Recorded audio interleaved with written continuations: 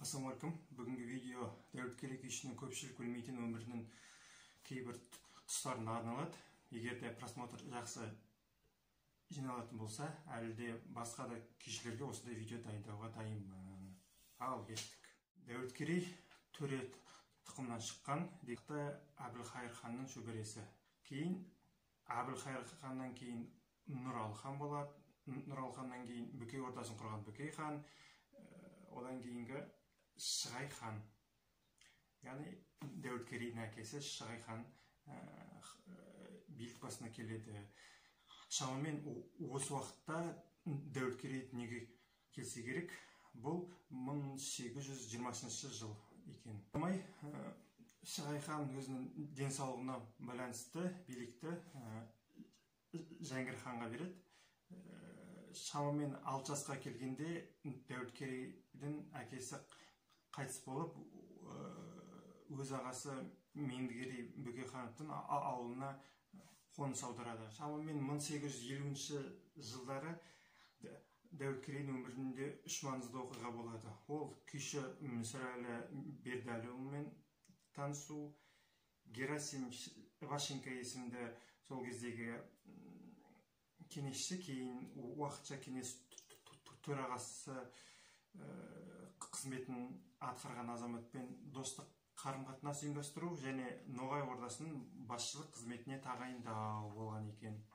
Күйші Мүсірәлі Бердіұлы жайында Ахмет Жұбанов дин айтты деген мынандай бір сөзі келтіреді. Мүсірәлі тек қана күйші емес, шыншыл, тік мінезді, қаймықпай өз ойын айтатын музыка сыншысы болған. Сондықтан Дәулеткерей өнерпаздармен кездесуге барса, міндетті түрде Мүсірәліні ала кетеді екен. Біздің ойымызша, осы Мүсірәлі Дәулеткерейге өз мектебін қалыптастыруға бір себепкер болған ұстаз деп білеміз. Кейін өміріндегі тағы бір елеулі кездесу, ол генерал Вашенкомен таныстығы. Дәулеткерейдің осы Вашенкоға арналған күйі бар. Әрине қазір 21 ғасырдың көзқарасымен әртүрлі болжам айтуға болады, дегенмен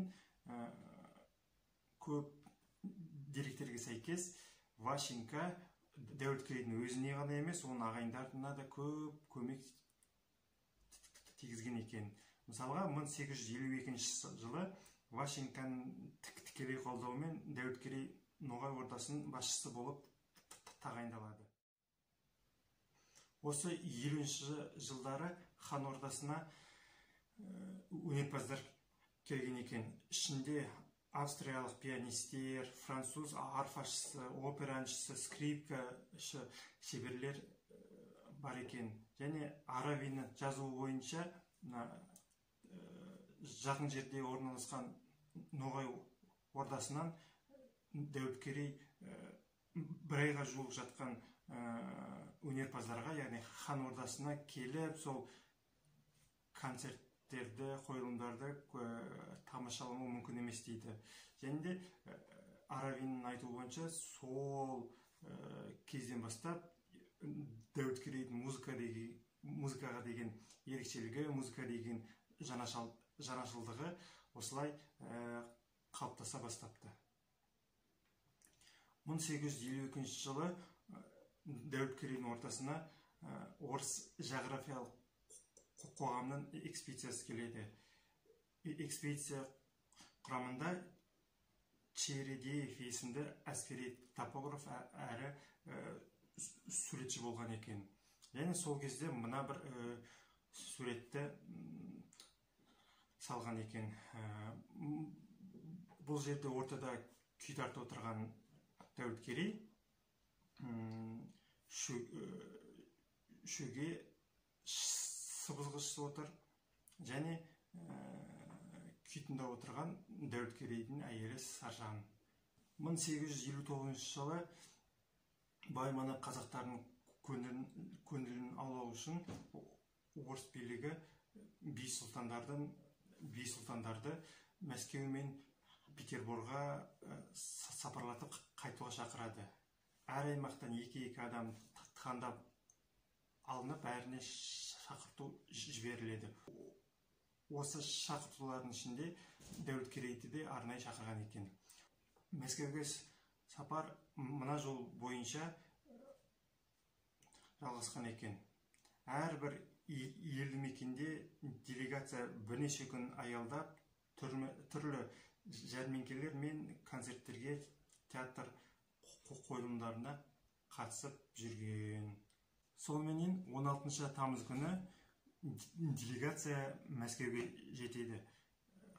Қазақ делегациясы түрлі фабрикалар, парфюмерия зауыттары, кілем тоқу орындары, тіпті телеграф жұмысымен танысқан екен.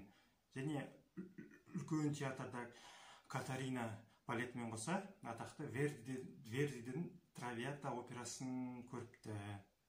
24 тамыз күні пойызбен, оға дейін барлығы ат арбамен жүрген, 24 тамыз күні пойызбен Петербурға жетіпті. Ол жерде Эрмитаж, Монет дворы, технология институты, орталық кітапхана, шыны зауытын барып тамашалап, заманның озық үлгілерімен танысқан екен дейді директор.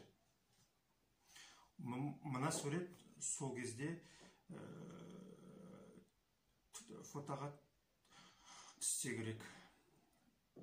Дәулеткерей мен жақтан санағанда бірінші тұрып тұрған адам. Осылайша сапарлатып жүріп, қазан айында, сол жылы қазан айында үйіне, туған жеріне оралады. Елге оралған соң Дәулеткерей билікке араластыруын жалғастыра береді. Шамамен 1868 жылы Дәулеткерей Құрманғазымен кездеседі. Оған дейін бір-бірімен жақсы таныс болмаса да, тек сырттай ғана таныс болса да, екі өнерпаз кездескеннен кейін күй жәрмеңкесін ұйымдастырады. Бұл жайында ел аузында көптеген аңыз-әңгімелер бар. Осы уақытта атақты бұлбұл, серпер күйлер дүниеге келсе керек. Дәулеткерейдің өмірінің соңғы жылдар туралы дерек аз. Зерттеушілердің жазуы бойынша күйші бұл уақытта өзінің шығармашылығына арналған екен. Мысалға, жаңадан күйлер шығарып, бұрын туған күйлерді қайта қарап, түрлі музыкаларды, әуендерді эксперимент ретінде қайта өңдеп жасап жүрсе керек. 1887 жылы Дәулеткерей дүниеден озады.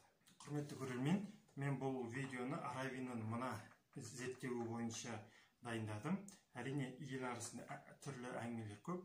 Міндетті түрде комментарияға өздеріңіздің пікірлеріңізді жазсаңыздар, мен айтпай кеткен қандай да бір тың мәліметтер бар,